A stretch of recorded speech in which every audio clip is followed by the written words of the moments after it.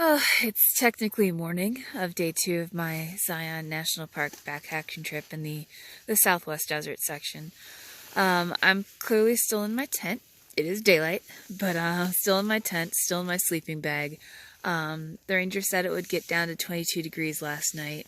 I think my gear held up pretty well because it was cold. Admittedly, it was cold, but it didn't feel like 20 degrees, but as an experiment, I mean, I slept with my electronics and my water filter and all that. As an experiment, I kept some water in my smart water bottle, and it's a nice chunk. I don't know if you can see. Yeah, it froze at an angle. It's an ice chunk. So clearly it did get down to really cold temperatures last night. And I'm just working up the courage to get out of my sleeping bag and break down camp. And then I will be headed back to the Chinle Trailhead where my car is. Okay, all packed up. Have my layers on. One last look at everything from my campsite. Yeah, it was a pretty good campsite. The wind also wasn't too bad last night. It actually died down. So I'm going to be heading in this direction, which is kind of eastish. It's towards the main canyon of Zion National Park. Going on the Chinle Trail, or at least on the edges of the Petrified forest, and then down to the Chinle Trailhead. So off I go. The sun! I just rounded the corner into the sun, and it instantly got like 10 degrees warmer. It feels so nice, kind of thawing out right now.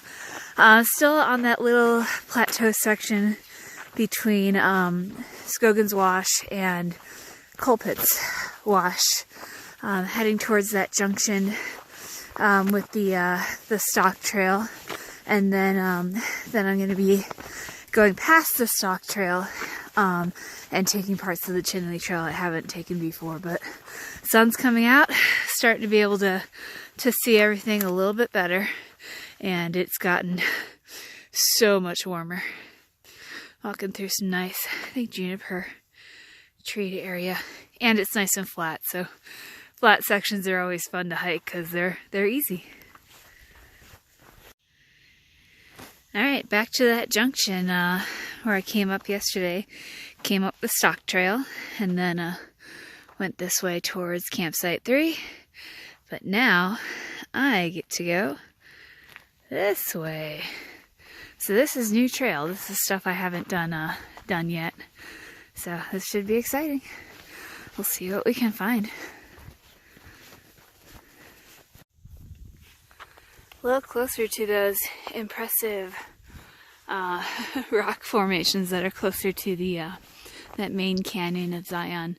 I'm obviously going to turn out of the park before I hit that main canyon. There's a big mountain, set of mountains in between, but this is really pretty. These mountains are not labeled on my GPS map on my phone. They are labeled on my paper map in my bag, but I don't really feel like taking my pack off right now. So Mystery Mountain number 1, 2, and 3, much closer to them, and they are absolutely beautiful.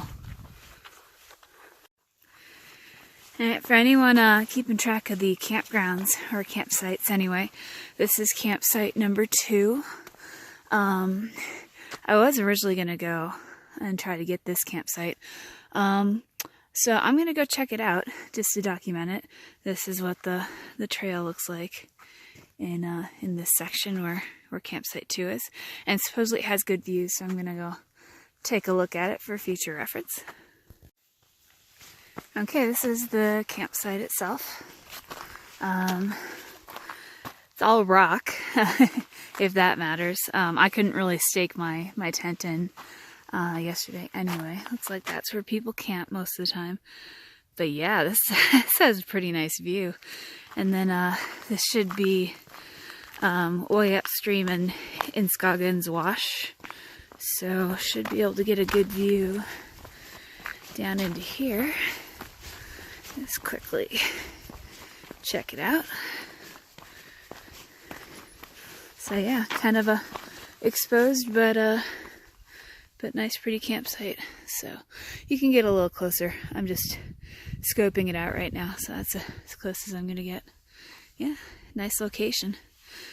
Can't stake down your tent really, but I used rocks to stake down my corners at the other campsite anyway.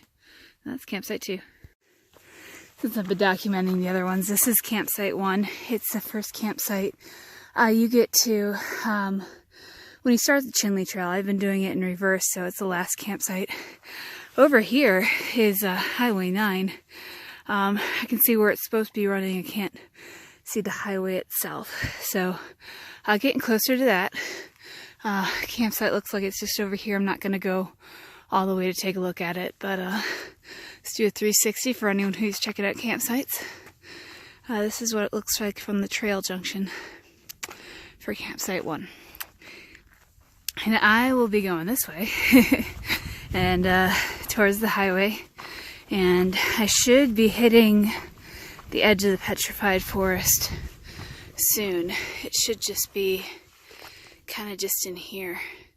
Hopefully I'll be able to see some cool specimens of petrified wood on the trail, because this trail used to be called the Petrified Forest Trail, so hoping to see some of that. Here we go. I think there's some fossilized wood right there. The soil is very sensitive, so I'm not going to go really explore this too much, but these might be all be little fossilized pieces of wood right here.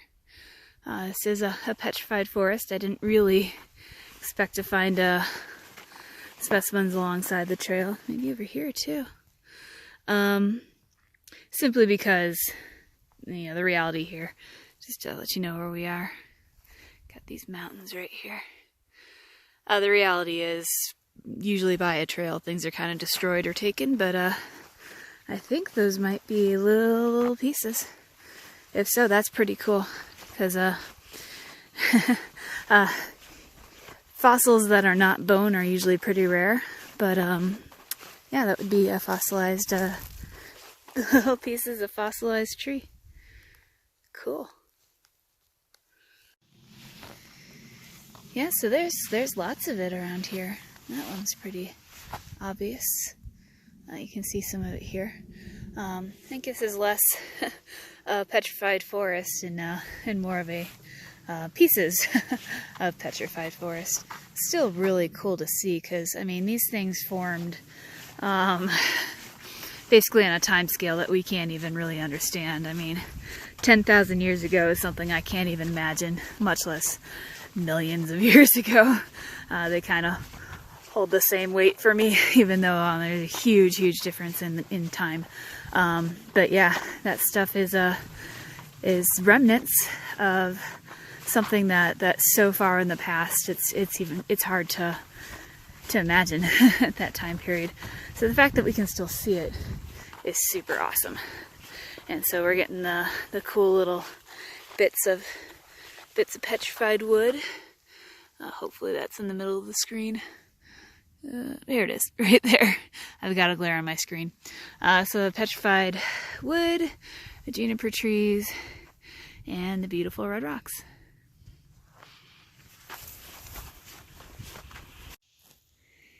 Here's a really good example. That is a nice piece. You can see it kind of looks like it was broken up over here as well. That's probably the biggest piece of petrified wood or fossilized wood I've seen, and it's right under this backdrop. It's very nice. So here's a good example right here. This is a regular rock. That is not a regular rock. Neither are these guys. Those guys are fossils. So a lot more examples of petrified wood than I thought, which is good. I thought this place would, oh, right here too. Thought this place would be pretty cleaned out. But no, I mean, they're small pieces, but there are a lot of them and they're here. I just wanted to clarify, because I keep saying I expected this place to be cleaned out. Removing fossils from Zion is illegal. It doesn't mean people haven't done it in the past. It doesn't mean people haven't snuck a little piece here and there, but it is illegal. Don't do it.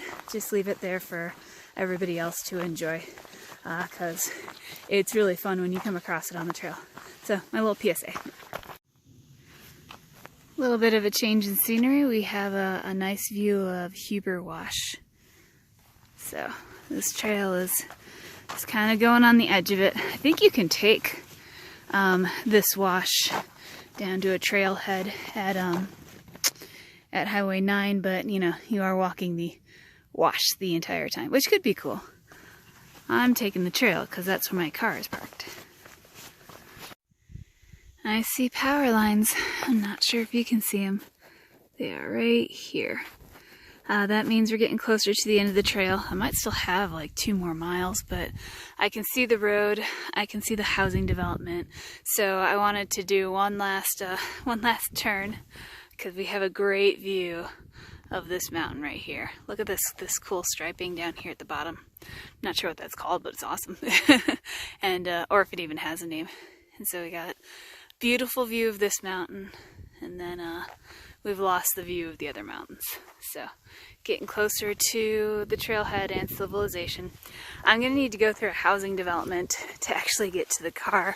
The housing development was put in well after the park was established, so I see a sign up there. This might be the border of the park itself. Let me turn this off and see what it says.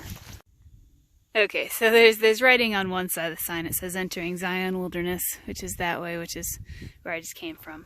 So I assume I'm leaving the park border right now, and I'll be walking through that housing development. Again, it was done well after the park was established, and well after this trail was established. I don't know what was established right in the middle of this trail, but I'm going to need to walk through it to get to the trailhead. It makes for it to be even more confusing when you're trying to find the trailhead parking, because you turn onto a road that's called Anasazi Way, something like that. And if you don't know for sure that that's where the trailhead is, because there aren't really signs, there is a sign that says private road, which could be very discouraging. So kind of understand why not a lot of people know about this section or hike this section. So it is a little confusing to get in here. But I probably won't be filming people's houses. So next stop is the trailhead itself. Alright, so this sign says Zion Backcountry, so this must be the park border. Still underneath that beautifulness. But we have a gate right here. So now I'm going to be walking through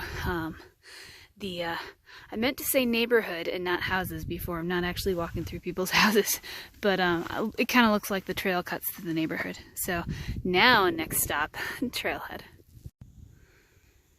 Back at the trailhead parking lot.